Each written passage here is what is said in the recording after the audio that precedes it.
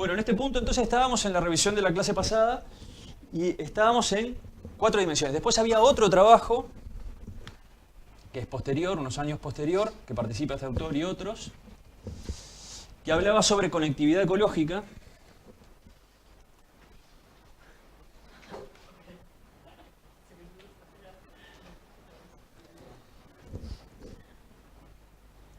Esperen que tengo que llegar a los dos. De Ward Stanford, del año 95.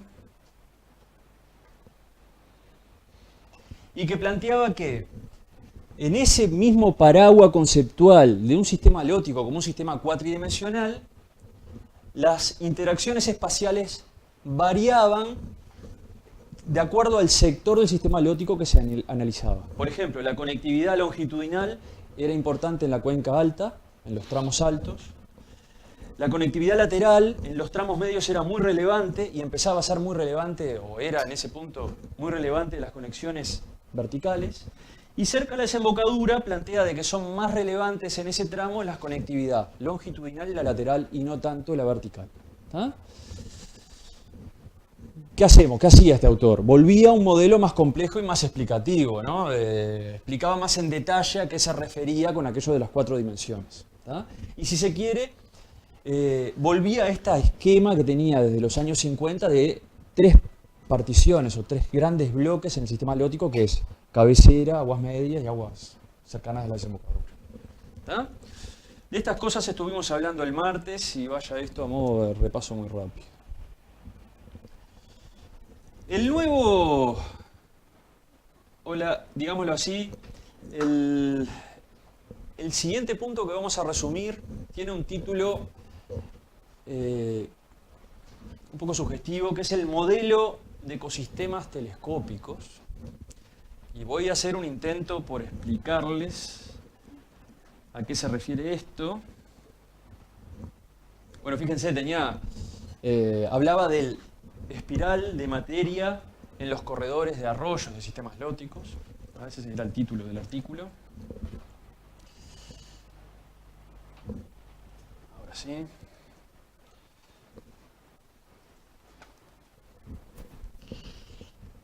¿Y qué hacía? Distinguía 4 subsistemas para un tramo dado de un sistema leótico. Ahora ya no hablábamos aquellos de cabecera, tramos medios. Estamos hablando, yo miro una sección del arroyo, un tramo del arroyo, una parte, y distingo 4 subsistemas. ¿Cuáles son? Ese es el esquemita del artículo, ¿no? ¿Qué distinguen ahí? Stream es arroyo. Stream es como chorro, corriente, y se utiliza para hablar de un sistema leótico de corriente. Esto, exacto. Este es el curso de agua, el canal.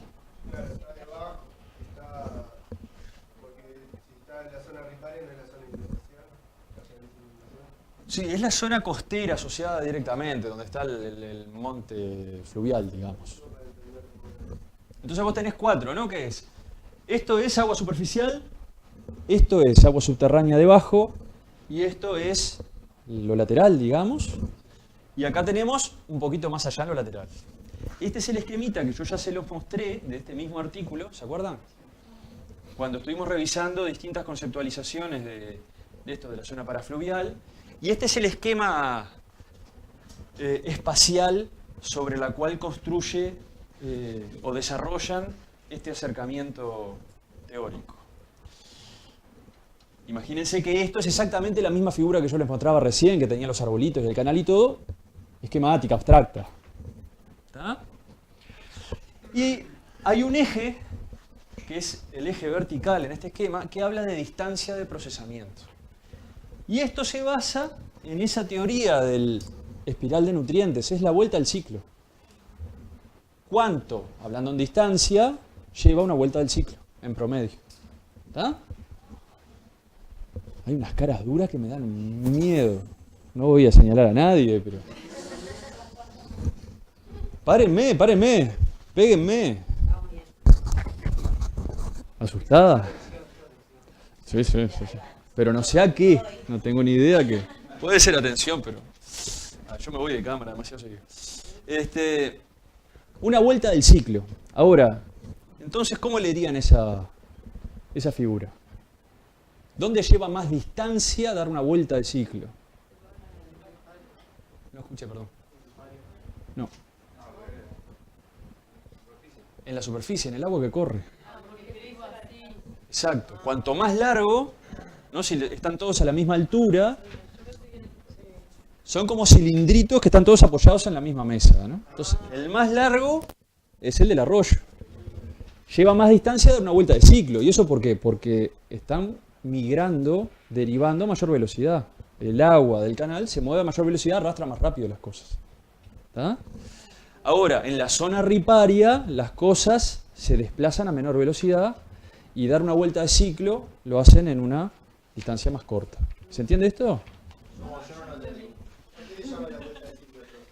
¿A qué le llamo la vuelta de ciclo? A ver, alguien que me ayude. A la fertilización de nutrientes, o sea que lo come un bichito, por ejemplo, y lo descarta y lo aprovecha otro. Y exacto. Si está pasando todo en la parte superficial, está pasando a una velocidad mucho más alta, y si está en un lugar así más quedado en aguas quietas o profundas, eso va a pasar más. O subterráneas, ¿no? Abajo, integrado en un suelo saturado. Va a estar viajando a menor velocidad, entonces el ciclo se va a dar a una distancia más corta. ¿Distancia de tiempo? Distancia. Distancia de procesamiento en el espacio. El tiempo de procesamiento del nutriente. No se está explicitando acá. Claro, no es tiempo, es distancia. Es menor velocidad en la zona riparia. Exacto. Entonces, como la velocidad es menor, entre que lleva... Imagínense que es una vuelta de ciclo, para volver a lo de... Perdona porque vos ibas a desarrollar la idea y yo te corto, pero... Imagínense fósforo. Fósforo. La forma que está disponible para los organismos es el fosfato, para los productores primarios. Una vuelta de ciclo es fosfato, lo captura una alga del perifitón, por ejemplo, lo metaboliza y transforma ese fósforo en un fosfato de su ADN. En un momento está capturado dentro del organismo. En un momento ese fosfato, o del ATP o del ADP, algo ¿tá? propio, lo metaboliza, lo transforma. En un momento lo va a degradar, esa macromolécula la va a degradar, se va a transformar en fosfato y lo va a excretar. ¿Tá? O el organismo se va a morir y lo va a liberar. ¿Tá? Un ciclo es de fosfato a fosfato. ¿Tá? No todos los ciclos son iguales para cada uno de los átomos, pero estos son medidas en promedio. ¿Tá? De todo el fosfato que hay en juego, cuánto le lleva en promedio dar una vuelta a ese ciclo y volver a la misma matriz en la misma forma. ¿Tá? Entonces yo tiro fosfato allá arriba en el arroyo y lo que estoy midiendo acá abajo es fosfato. Y lo que estoy viendo es cuánto demora en llegar. Entonces yo sé la distancia, sé el tiempo, sé la velocidad y sé el retraso. Y puedo calcular cuál es la distancia de una vuelta del ciclo. Puedo calcular cuántas vueltas de ciclo dio en ese tramo. ¿Se entiende? Ese es el experimento. ¿Tá? Entonces estos se basan sobre eso, que era el concepto del experimento del espiral de nutrientes. Y dice, bueno, yo puedo subdividir en 4 subsistemas, al sistema lótico en determinado tramo, y ver qué distancia de vuelta de ciclo para determinadas cosas, medir la distancia de vuelta de ciclo. Dice, va a ser mayor la distancia donde todo fluye con mayor velocidad, canal, y a medida que vaya disminuyendo la velocidad de transporte, la distancia va a ser menor. ¿Tá? Imagínense, si yo soy un fosfato y voy corriendo, ¿tá? Entre que me transforman, me agarran, primero me tienen que agarrar, después me tienen que transformar, después me tienen que excretar. Cuando vuelvo a ser fosfato, claro, yo ya estoy allá abajo, la distancia es larga. Ahora, si yo voy caminando despacito, es más probable que alguien me agarre. Además, la superficie de contacto es más grande, imagínense, en un suelo saturado de agua. ¿Tá? Capaz que la biomasa no es tanto, ¿no? Pero claro, ¿se entiende? Yo entiendo, hay una complejidad entre tiempo y distancia, que lo que juega es el concepto de velocidad, que no es tan complicado, pero puede llevar a confusiones acá. Pero bueno, vamos a ver ejemplos concretos a ver si ayuda. ¿Alguien todavía no le convence nada de esto?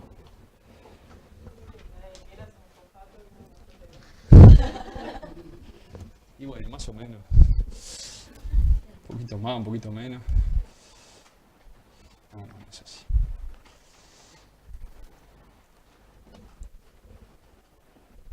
Bueno, imagínense esto. Ahora lo que dicen es, lo que plantea este artículo, además de ese concepto grande de partir en 4 el sistema y estudiar estos procesos particulares que tienen que ver con el ciclado de la materia, ¿no? Dice, bueno, nosotros podemos tener en determinadas condiciones predisturbio, esto es un sistema muy estable, evolucionado, en donde todos los procesos están ajustados a su mayor eficiencia posible, ¿tá? Podemos tener distancias muy bajas, muy cortas, ¿tá? Distancias de procesamiento muy cortas en todas las 4 subpartes, ¿tá? ¿Esto de qué habla? De mucha eficiencia para el reciclado en el ecosistema, ¿tá? Porque si esto es 100 metros, en 1 kilómetro da 10 vueltas de ciclo. ¿Se entiende? Si esto fuese más largo, y llego a 1 kilómetro, en 1 kilómetro da una vuelta de ciclo, es menos eficiente, se recicla menos, es más disipativo el sistema. Es más probable que todo sea expulsado rápidamente. ¿Se entiende? Entonces acá lo que están planteando es, los ecosistemas lóticos sin disturbios antrópicos, ¿tá? Son eficientes en el ciclado de los nutrientes. ¿Tá? Y por lo tanto la distancia de reciclaje es cortita. ¿Tá? Lo más corta posible. ¿Tá? De acuerdo a la magnitud de cada uno de los procesos, las velocidades y todo eso. Ahora, ¿qué pasa cuando hay un disturbio menor, de magnitud menor? Hay algunos subsistemas que responden más fuertemente que otros, que se ven afectados más fuertemente que otros. ¿Ah? ¿Y cuál es el que se afecta más rápido y mayor magnitud? El propio curso de agua. Y esto habla de unas propiedades del funcionamiento del ecosistema, como por ejemplo la resistencia al cambio y la resiliencia del cambio. ¿Ah? La resistencia es qué tan difícil es modificar algo y cuánto le lleva a recuperar el valor anterior. Eso es la resiliencia. ¿Se entiende esto? Entonces, además de hablar de eficiencia, ustedes fíjense, además de hacer una partición, un particionamiento, una clasificación de subsistemas diferente a lo que se venía trabajando, porque aquel del espiral de nutrientes hablaba solo del curso de agua y capaz que el vínculo con la zona hiporreica y ya está. Acá pone 2 subcomponentes más del sistema, dice que tienen que ver con el ciclado de materia, ¿tá? Habla de eficiencia, habla de disturbios, y dice que los disturbios afectan diferencialmente los procesos en cada uno de los subsistemas. ¿Tá? Y un disturbio mayor, que es aquel caso, va a ser capaz de modificar la resistencia del sistema de las 4 subsistemas de forma importante. ¿Tá? Pero hay algunos que tienen mayor resiliencia. Los que cambian más rápido frente a un disturbio después se recuperan más rápido. ¿Tá? Y estos conceptos de resistencia y de resiliencia son conceptos que en lo que tiene que ver en la tecnología, en el estudio de la ecología, son bastante modernos. ¿Ah? Este trabajo era del 95, ¿está bien? Ahora dudé. Bien. Del 98. Y si ustedes estudian ahora trabajos de gestión ambiental, trabajos académicos de gestión ambiental, van a ver que la resiliencia es un concepto que está en plena boga aún, hace 20 años. ¿Ah? Y estamos hablando de eso. Bueno, imagínense un gestor ambiental. Bueno, si yo puedo identificar a priori cuál va a ser el impacto que va a sufrir un sistema, y yo sé cómo funciona el sistema, quizás, esto puede ser cuantitativa o cualitativamente, yo puedo decir, bueno, lo más afectado del sistema va a ser tal componente. Y si ese impacto frena, o lo detengo, o lo gestiono, o lo que fuera, es probable que persistan en el tiempo los efectos en tales componentes sobre otros. Algunos se recuperen rápido y otros no tanto. Estamos hablando de resistencia y de resiliencia de estos conceptos. Aplicaciones concretas. ¿Se entiende un poco más el concepto ahora? Cara de susto. Sí, me dice que sí, compromiso. ¿Alguien más de compromiso? ¿Sí? Pregunten, gente, paren, lo discutimos. ¿Tá? Pero bueno, ¿qué entra acá diferente a lo que se venía discutiendo antes? Y bueno, entra en eso, integrar al estudio del sistema la zona riparia y la zona parafluvial fuerte. ¿Tá? Fuerte. Digamos que acá el concepto de este parafluvial, que nosotros ya lo metimos antes en la descripción estructural de los sistemas, es acá que surge fuerte y se dice, bueno, pero tiene un rol, hay ciertos procesos que ocurren ahí. No sufra, no sufra. No es para tanto, no es para tanto. La superficie es toda una sola, no la divide como parte, como se divide. No, pero esto está hablando para un tramo, para un sector. Imagínense que la velocidad de los distintos procesos, estas distancias en realidad, pueden ser diferentes en distintos tramos que vos estudies, ¿no? En el mismo sistema lótico.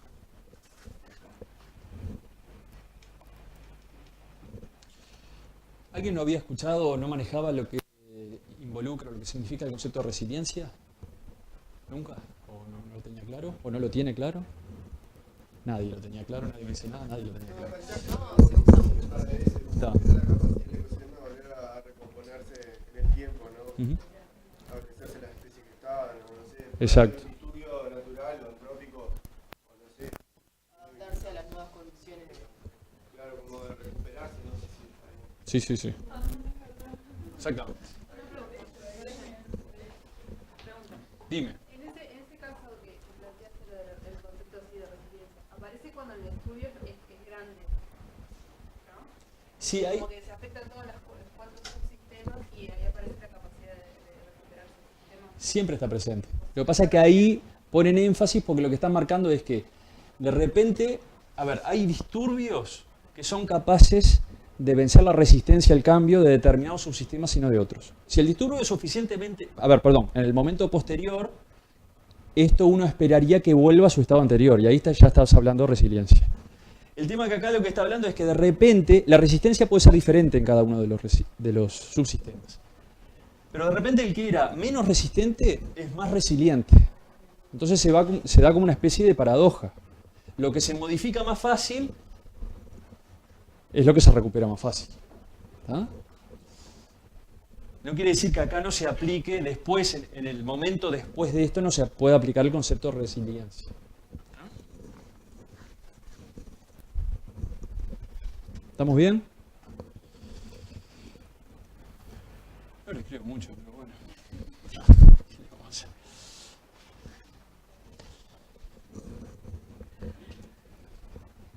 Bueno, estamos en el año 98 y estamos en pleno periodo fermental de intentar ajustar esa síntesis que ordene la cancha. ¿Tá? Y en el 2002, nuevamente Ward plantea un modelo integrado de ríos como ecosistemas dinámicos. ¿Tá? ¿Se acuerdan que la propuesta más integradora de Ward anterior era aquella de 4D? ¿Ah? Ahora plantea como ecosistemas dinámicos y tira en la cancha esta imagen para resumir ese modelo integrado de ríos como ecosistemas dinámicos. Y pone mucho de las cosas que hemos venido hablando hasta ahora. Es más integradora, esta teoría es un poco más desarrollada, ¿no? Entonces estamos hablando acá de los gradientes longitudinales y hay un componente que es fundamental, que es la teoría del río continuo. ¿Ah?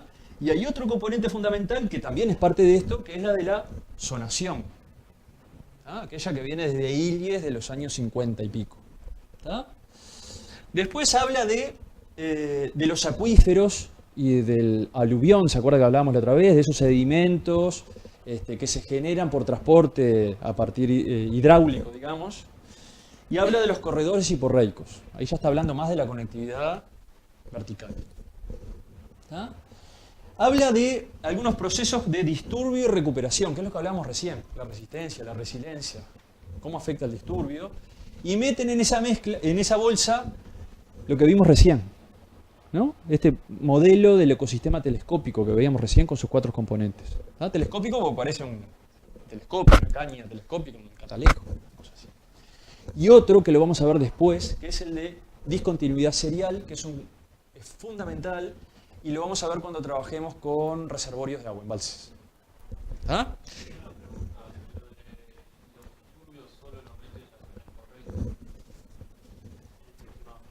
No, acá lo que hace referencia a desarrollo, acá lo que está haciendo es, yo estoy construyendo una teoría integrada sumando estos componentes, ¿tá? Que son desarrollos teóricos que se hicieron previamente. El de disturbio y recuperación lo que mete no es esto, sino lo de este lado, que es esta teoría del ecosistema telescópico del 98 y la teoría de discontinuidad seriada, que yo les digo el titular, tiene que ver con discontinuidades, construcción de embalses a lo largo de un curso, ¿tá? Y en serie es cuando vos tenés varios embalses en un curso. Entonces tratan de analizar conceptualmente cuáles van a ser los efectos en el funcionamiento del sistema de tener un embalse, o 2, o 3, o 4, y qué cambio hay en determinados procesos. Esto es proceso dependiente, si vos los pones todos acá, o los distribuís, o los pones todos acá. ¿Ah? Ese tipo de cosas. Bueno, luego integra la dinámica de la llanura de inundación y está el concepto del pulso de inundación, que ya hablamos de él. Y un concepto de jerarquía de cuencas, de escala. No es lo mismo una cuenca grande que una cuenca chica. ¿Tá? No es lo mismo una cuenca alargadita, así finita, con un solo curso principal, que una muy desarrollada espacialmente. ¿Tá? Eso es relevante para entender cómo funciona un sistema lógico. Después habla de conectividad. ¿Qué tan conectada está la red hidrográfica? ¿Tá? Varios aspectos de conectividad. La conectividad vertical, longitudinal, lateral, que ya estuvimos conversando bastante. ¿Tá? Integra en el sistema las zonas límite, limítrofes, los ecotonos. Y ahí que estamos metiendo para adentro la interfase sistemas terrestres y sistemas acuáticos. Y ahí va a entrar zona riparia, llanura de inundación y el concepto de cuenca en general, ¿no? ¿Tá? Entonces lo que plantea Ward con otros autores en este momento 2002 es, bueno, si nosotros metemos todo esto para dentro de la bolsa, estamos entendiendo mejor, estamos armando un rompecabezas. Hay que ver cómo se arma, ¿no? Pero para armar el rompecabezas necesitas todas estas piezas. ¿Ah?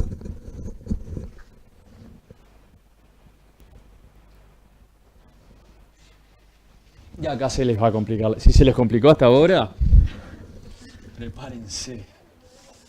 Hay un trabajo del año 2004 que es la hipótesis de la dinámica de redes aplicadas a este tipo de sistemas. Esperen un poquito.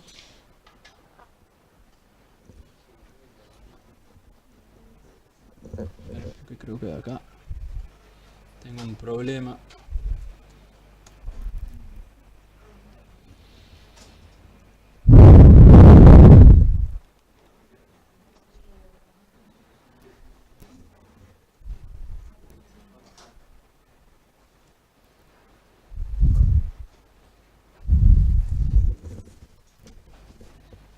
Hoy hice unos cambios en las diapos y creo que tengo una discrepancia entre el PDF que grabo y el PowerPoint que les muestro.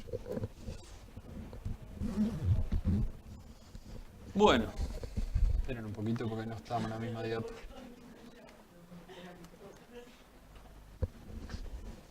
Bueno.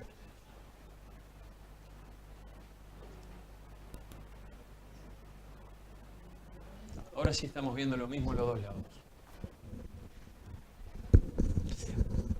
A ver, gente, lo que plantea, los autores son Benda y otros autores en el 2004, y ellos plantean una conceptualización que espacialmente es bastante diferente a lo que se trabajaba hasta ahora, ¿no? Que era primordialmente la zonación longitudinal como un factor estructurador muy fuerte. Y plantea, hay algunas cosas,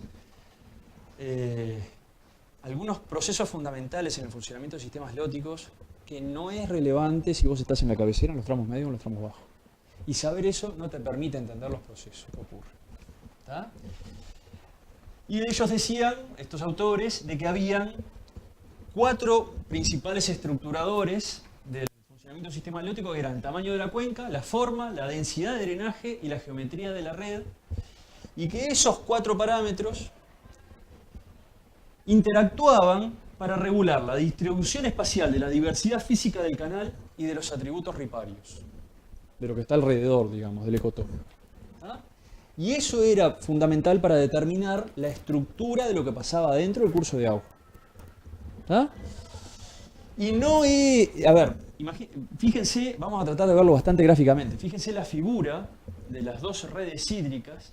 Ellos plantean, por ejemplo, hay un aspecto que es fundamental para el funcionamiento ecosistémico, que es la heterogeneidad física en el sistema. El sistema es muy diferente entre distintos subsectores, microambientes, o es muy homogéneo, siempre parecido. Y plantearon de que hay determinados lugares que son las zonas de desembocaduras de afluentes, ¿los ven marcados en rojo ya? Las zonas de desembocadura de afluentes eran zonas particularmente relevantes para muchos de los procesos que pasaban en los sistemas lóticos.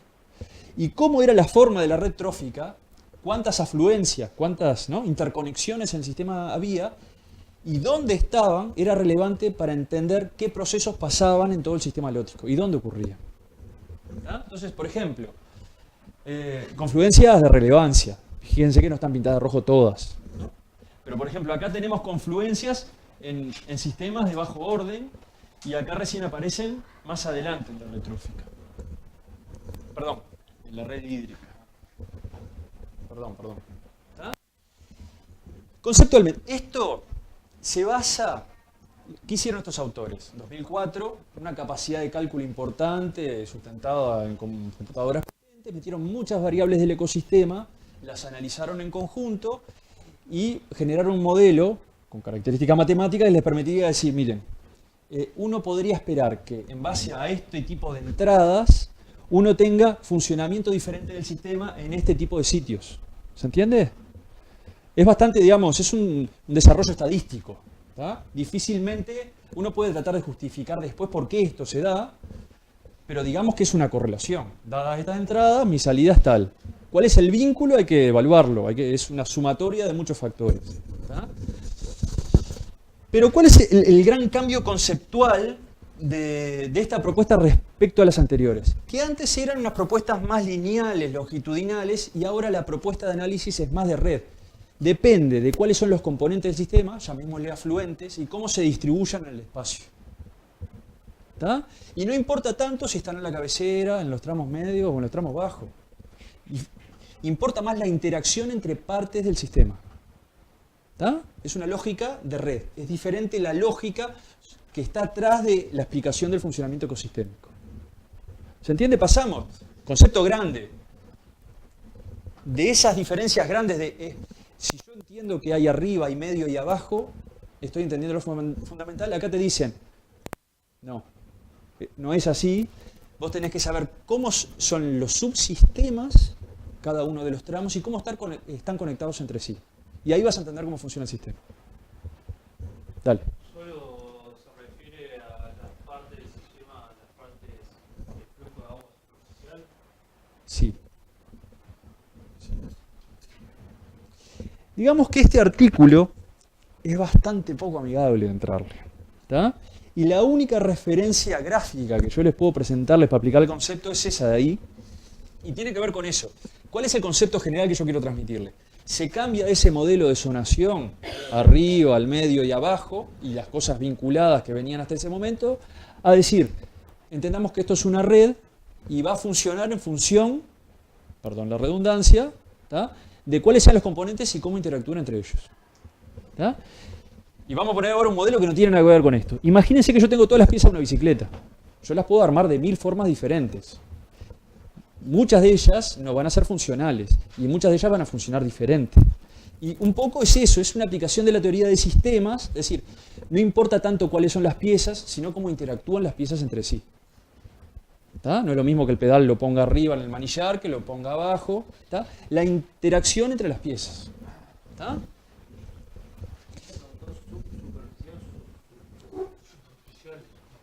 Acá, en este ejemplo en particular, está hablando de procesos superficiales, ¿no? El curso propiamente dicho. Bueno, y entonces, lo que hay acá es un cuestionamiento, entre otras cosas, de aquella visión clásica, que en este momento de 2004 lo podíamos plantear que era un clásico ya en la teoría de estudio ecológico de sistemas leóticos, de los cambios graduales longitudinales. ¿Tá? Acá te está diciendo, este tipo de cosas, las confluencias, determinan la mayor heterogeneidad física que establece que ese sistema ahí funcione de una forma específica y diferente al resto, y no depende de la posición longitudinal que está en el sistema. Hablan, por ejemplo, en estos sectores son los más productivos del ecosistema. Una de las conclusiones. Y una de las causas de esa, y si son más productivos y son los más biodiversos, y una de las causas es que hay mucha variedad de microambientes, son heterogéneos físicamente. ¿Tá? Entonces, hay varias cosas del ecosistema que se pueden explicar atrás de esto. Muy difícilmente operalizable. Bueno, si yo voy a estudiar un arroyo, un sistema leótico, una red hídrica, ¿cómo aplico estos conceptos? No he visto casi ningún trabajo que aplique estos conceptos, porque como es difícil de explicar, es difícil de aplicar después. ¿Tá? Necesito mucha información de entrada, tiene mucha capacidad de cálculo asociada, pero poco trabajo conceptual de cabeza de entender qué es lo que está pasando. ¿Ah? Pero bueno, moraleja, aquellos procesos graduales, longitudinales en el sistema, capaz que no sean suficientes, y hay gente que los empezó a discutir, ¿tá? Y está diciendo, es más importante cosas que no tienen que ver con la gradualidad o el lugar donde me encuentre en el sistema, sino, por ejemplo, de que haya una desembocadura de un arroyo, un afluente o no. ¿Está?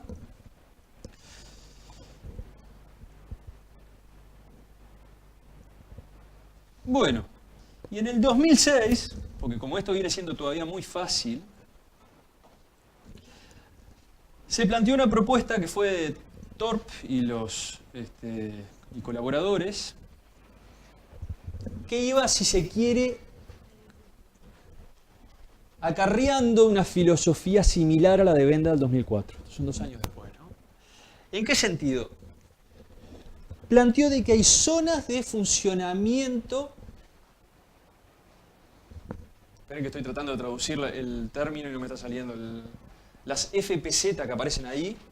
Déjenme buscar acá la traducción que la tengo acá. Acá está.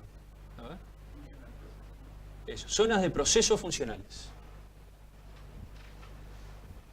Zonas de procesos funcionales. Y por ejemplo, acá en este esquemita define zonas de procesos funcionales.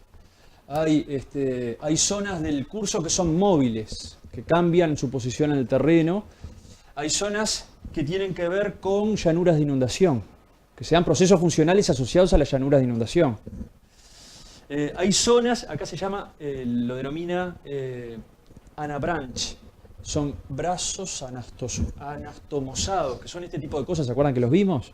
¿No? Múltiples canales divergen y luego convergen, y acá se cumplen o se dan determinados procesos en el funcionamiento del sistema. Zonas de meandros, zonas de procesos funcionales de tipo meandro, meandriformes. Y lo que plantean, por ejemplo, acá definen, ¿no? Zona de ¿cómo dije que era en español? Proceso funcional.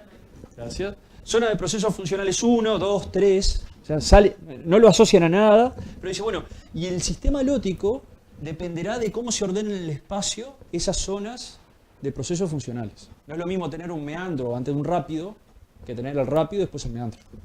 ¿Está? Y no es lo mismo tener una zona 1, una 2 y una 1 que tener una 1, una 3, una 2, una 1. Funcionan diferentes. Pero, ¿qué están rompiendo acá de vuelta? Están rompiendo esos cambios graduales longitudinales. Pensemos por partes, te está diciendo, y el todo va a tener que ver con el ordenamiento jerárquico de las partes. ¿Está? No importa cuántas partes y de qué tipo, depende de cómo interactúan en el espacio y en el tiempo. ¿Está? Quiero estudiar un sistema lótico bajo esta perspectiva y ¿qué tengo que hacer? Fraccionarlo o entender de qué depende la heterogeneidad funcional espacialmente y después desde sus partes tratar de entender el funcionamiento del todo. Es bastante compleja la aproximación, ¿no? No es nada fácil. Todas las visiones de síntesis previas eran conceptualmente más estructuradas, era más fácil de entenderlas y sobre todo aplicarlas. Pero estos locos que están diciendo, con todo el respeto que me merecen, no es suficiente con eso, hay cosas que no entiendo. Hay cosas que todo lo demás no me permiten entender y tengo que generar una explicación propia para algunos sistemas que no dependen de todo aquello que habíamos visto en 30, 40, 50 años de desarrollo teórico de una disciplina. Y que ahora estoy pudiendo empezar a entender porque tengo otra capacidad de análisis computacional. ¿Está?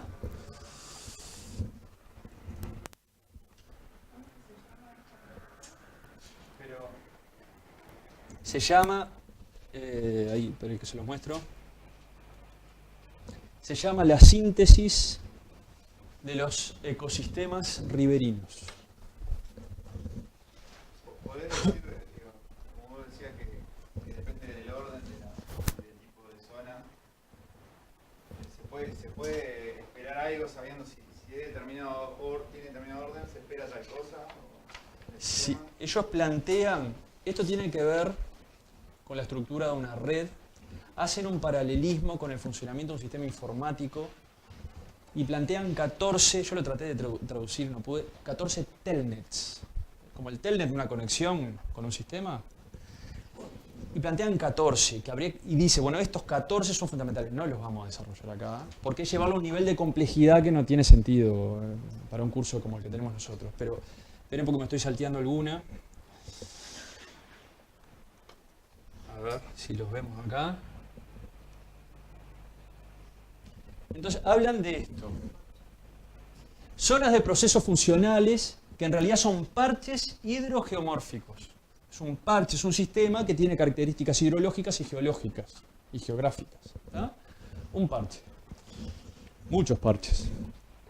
Integran el concepto una dinámica jerárquica de parches. ¿Tá? De repente yo tengo 3 tipos de parches y tengo 10 de cada uno, pero hay una jerarquía en la organización espacial y temporal. No es lo mismo que estén los 10 de determinado tipo juntos y arriba y los otros 10 al medio, o que si están todos mezclados. ¿Tá? Hay una dinámica que tiene que ver con la jerarquía de los distintos. ¿Los parches tienen que ser las zonas o qué? Sí, sí. Y después plantean esto, 14 principios que permiten predecir los patrones de distribución, por ejemplo, de especies, los procesos, la regulación, vinculados a esas zonas de funcionamiento, de procesos funcionales. Nivel de complejidad inaudito hasta el momento. ¿Tá? ¿Cómo hago para explicar esto? ¿Yo necesito conocer tan en detalle cada una de las subpartes del sistema para entenderlo? Imagínense, a ver, vamos a un ejemplo más concreto, más bajado a tierra, a ver si podemos. Imagínense que yo voy a estudiar los procesos vinculados al ciclo del nitrógeno en un sistema halótico. ¿Tá? Hay determinados parches en el sistema que tienen organismos que son capaces de fijar nitrógeno atmosférico. Cianobacterias, capaz que en la zona riparia, rhizobium, asociadas a plantas, ¿tá? Son capaces de fijar nitrógeno atmosférico y van a estar metiendo nitrógeno al sistema. ¿Tá? Luego vamos a tener algunos parches que van a tener el proceso funcional opuesto, que es la denitrificación y la pérdida del nitrógeno hacia la atmósfera. Zonas anaeróbicas en donde hayan microorganismos que tienen nitrogenasa y que son capaces de generar el proceso inverso. ¿Tá? ¿Dónde va a haber más o menos nitrógeno en el sistema? Y depende de esos parches cómo se organice. ¿Tá? Si hay una gran zona donde es todo fijadores de nitrógeno y después una gran zona que es todo liberadores de nitrógeno, vas a tener mucho nitrógeno, cada vez más, y después cada vez menos. Ahora, si vos tenés mezcladas esas cosas, capaz que tenés un nivel constante de nitrógeno. ¿Tá? Ese tipo de cosas se puede analizar para cada uno de los procesos funcionales que podríamos. Bueno, y imagínense, descomposición de materia orgánica, producción de materia, esos son procesos funcionales. Entonces yo veo, bueno, materia orgánica disuelta. Esa es mi variable de estudio. Entonces, bueno, ¿y dónde aparece y dónde desaparece? ¿Y quién lo consume? ¿Quién la produce? Entonces puedo definir parches funcionales que tengan que ver con la materia orgánica disuelta. O con la materia orgánica particular gruesa, o la fina, distinto. El metabolismo. ¿Cuál va a ser el metabolismo del sistema? Esto lo vimos en el River Continuum. Y bueno, el River Continuum, la propuesta de Banot, decía, allá arriba van a predominar determinados procesos que van a hacer que el metabolismo ecosistémico global de ese sector, de ese tramo, sea heterótrofo. Y más abajo autotrófico y después heterótrofo de vuelta. Y acá te dicen, bueno, capaz, estudiémoslo. ¿Está? Pero está como exponiendo demasiado el tema. Sí. ¿Cuál es el problema? Es que en el estudio de muchos sistemas lóticos, aquellas visiones tan globales, generales, ordenadoras de lo macro, no eran suficientes. Entonces de repente ibas a un lugar medio en un sistema lótico, esperabas que el metabolismo fuese autotrófico y no lo era. Entonces empezaron, ¿no? O ibas a otro donde esperabas que fuese heterotrófico y era autotrófico. Entonces no cerraba y empezaron a buscar la vuelta y recién pudieron explicar eso cuando llegaron a este nivel de detalle. ¿Y esto qué quiere decir? Necesito una solución caso a caso para cada sistema halótico que estudie. No tengo una teoría que me permite explicar lo que pasa en todo, o la teoría es tan compleja que se acerca mucho a la realidad. Es un modelo de millones de partes, ¿no? Poco operativo. Imagínense, esto pasa, ¿no? El gestor ambiental, por ejemplo, ¿no? O el que interviene en un sistema. Yo me imagino a alguien que diseña un paisaje, necesita un modelo comprensible y simple, y decir, bueno, esto funciona así, entonces yo esperaría que si hago esta modificación, tener este resultado. Ahora, si yo necesito 2 generaciones de científicos para entender cómo funciona el sistema, ¿tá? Voy a necesitar 4 para proponer cosas y ver a ver qué puede llegar a pasar después de que yo hago determinados tipos de intervenciones. Y que el problema es que es un poco así la cosa. Los sistemas son sumamente complejos y no siempre responden a las teorías más simples y organizaditas. Y bueno, ¿y en qué punto estamos hoy? Esa es la pregunta. Yo estuve buscando trabajos más modernos de esto y yo no encuentro nada que diga, nada que ordene la cancha de vuelta. ¿Tá? No aparece ningún trabajo. Entonces me voy a quedar, ese último trabajo, el de Thorpe, zona del proceso funcional, 14 telnets y que no sé qué historia y procesos, cada uno los define, ¿no? No me los acuerdo de memoria, ni creo que nunca me los ponga a estudiar. Termina el trabajo con un parrafito que yo creo que es un buen resumen de por lo menos lo que yo les quiero transmitir. Es ese. Dice, los sistemas lóticos son inherentemente complejos y casi siempre frustran el deseo de los científicos, conservacionistas, gestores ambientales y gobierno de modelos simples. ¿Está? O sea, ¿qué te está diciendo? No es que no entendemos lo suficiente. Entendemos que esto es complejo y que no es simplificable. ¿Está? Resignate. ¿Está? Entregate, estás rodeado. ¿Está? Entonces, ni Néstor ni yo, nadie le va a preguntar a un parcial, describe el modelo de Benda y el de Thorpe, ¿está? Porque la idea nos mata, pero es imprescindible que se los nombremos para poder llegar a esta conclusión. ¿Está? La cosa es compleja, ha habido muchas décadas de desarrollo científico en lo que tiene que ver con la ecología de sistemas lóticos. ¿Está?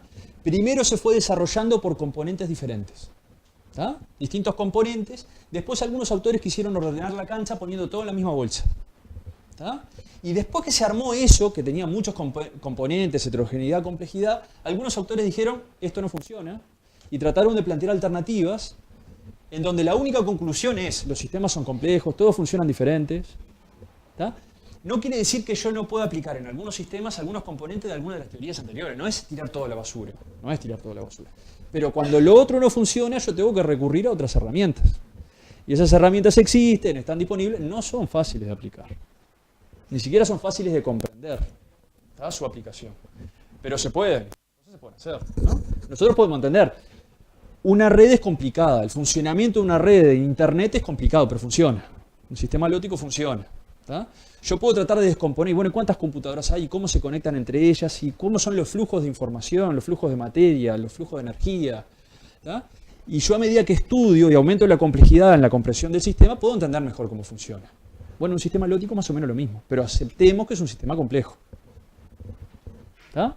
Bien complejo. Y es difícil despegarse del paradigma de querer controlar todo. Sin duda. Sin duda. Y del reduccionismo y lo simplifico. Y muchas veces las interacciones entre las partes no son lineales, no son sumativas, por ejemplo, ¿no? De repente, dos parches seguidos entre sí se multiplican. Imagínense, a ver. Néstor les planteó el tema de los nutrientes, el rol del nitrógeno y del fósforo, en algún momento, sistemas lénticos, ¿no? En general, los sistemas lóticos, el fósforo suele ser limitante. ¿Estamos de acuerdo? Suele ser el nutriente limitante para el desarrollo de los organismos. Imagínense que yo tengo un parche funcional, para referirme a la terminología de esto, de fijadores de nitrógeno. Ahora, esos fijadores de nitrógeno, si no tienen fósforo suficiente. Entonces, si aguas arriba de ese parche hay un parche que por alguna razón esté mineralizando materia orgánica y liberando fosfato, al parche de abajo le va a ir mejor y va a poder fijar más nitrógeno, porque tiene el fosfato que era lo que le era limitante. Si no está... Entonces vos estás hablando de, capaz que vos tenés una potencialidad que no se expresa por una razón que tiene que ver con la interacción con otro parche, no por lo que pasa dentro de ese parche, sino dónde está el otro parche, qué función cumple y cómo están conectados. Y ahí empezás a ver el funcionamiento de la red, ¿no? Te empezás a imaginar. Pero también entendés la complejidad que tiene esto. ¿Y cuál es la escala? ¿Y el parche qué mide? ¿Medio metro? ¿1 metro? ¿2 metros? ¿10 metros? Y depende del sistema. Depende de la heterogeneidad física del sistema. ¿No? Si los parches son grandes y son chicos, que era lo que hablaba Benda en el 2004, ¿no? La heterogeneidad. Si es muy heterogéneo, y es más probable que vos tengas muchos parches diferentes, y chicos, relativamente chicos. ¿Qué chico, qué grande? Relativo. ¿Y las especies que vivan ahí se pueden variar? Sin duda. Porque una de las cosas que sí podemos aceptar es que la estructura física del sistema, en este tipo de sistemas lóticos, determine la estructura biológica. Entonces, si vos tenés una estructura física muy heterogénea, es muy probable que tengas una estructura biológica heterogénea. Si tenés una estructura muy homogénea, la estructura biológica, es muy probable que sea homogéneo. ¿Estamos de acuerdo? Moraleja, segunda, tercera, no sé. Cuando terminaron ustedes y Néstor les planteó toda la teoría alrededor de los sistemas lénticos, a vos te queda más cerrada la idea, ¿no? Ya entendí, sí, somero, profundo. ¿Está? Somero, profundo. Régimen de mezcla, ¿no? Es como que es un esquemita más fácil de armar. Este es un esquema mucho más complicado de armar. Y cuando llegás a esta conclusión decís, ¿está? Pero no podés partir de esto, porque si partís de esto no entendés nada. ¿Está? Todos los componentes anteriores, yo qué sé, yo les decía, río continuo, no es que se haya tirado la basura. Es uno de los componentes fundamentales. Y uno agarra uno de estos trabajos y ¿dónde arranca? Y arranca en 1980 citando a Banote, explicando los flujos longitudinales, ¿no? De ahí arranca y después lo discute. ¿Está? Es un hito fundamental. Y en algunos sistemas se debe dar eso. Sin duda. O algunas partes de lo que decía. ¿Se acuerdan que cuando lo expliqué yo dije, bueno, y las críticas? Y las críticas, por ejemplo, que esa reducción de fragmentadores, aguas abajo, que uno esperaría según la teoría, en general no se cumple. Y uno puede ir y buscar, ¿no? ¿Cuál es el trabajo que justifica? ¿O cuál fue el primer trabajo que justificó eso? ¿Y dónde se acumula evidencia en ese sentido? Toda esa discusión está. Yo trato de hacer una síntesis global para poder llegar hasta acá. ¿Está? Traté de ver, ahora ya hace 12 años de esto, hay algunos aportes, hay un trabajo del año pasado interesante de von Schindler, que plantea también desde el título el hacer una gran síntesis y no sé qué. A mí no me arrojó nada muy claro como para poder presentarles, ¿está? Pero bueno, digamos que si hasta acá llegamos, van a seguir habiendo trabajos, va a haber gente tratando de simplificar esto, de entenderlo mejor, ¿está? A mí lo que me pasa con este tema, yo creo que es súper interesante desde el punto de vista intelectual tratar de entender esto y llegar a comprender dónde estamos. Y que eso no sea desmotivante. Esto es complicadísimo y no entiendo nada. Si esa es la conclusión, andamos mal. ¿Está? Lo que tenemos que decir, esto es sumamente complejo. Y entiendo algunos factores, y si quiero entenderlo más me va a llevar más esfuerzo. Esa conclusión me parece más adecuada. ¿Está?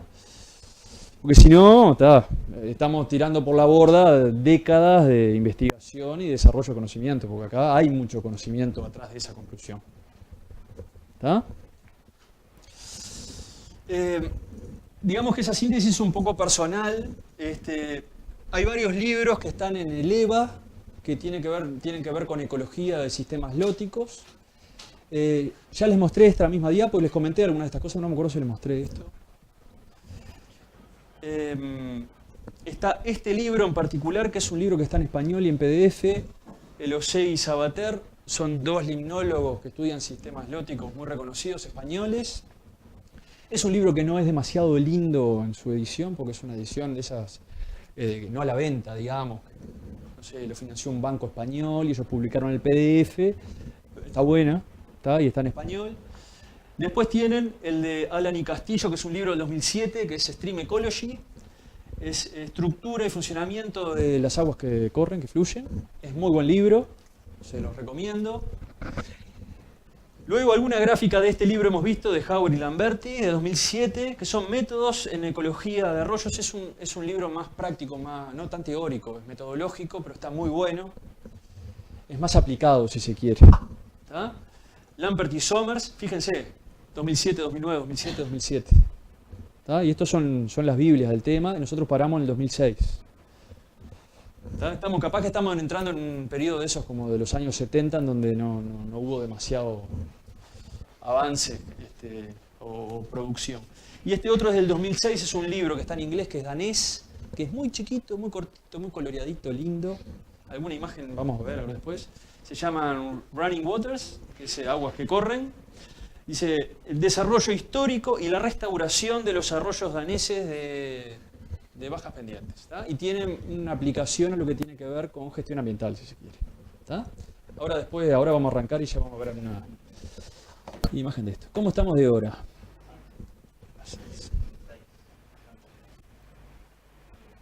Bueno. Dudas, comentarios.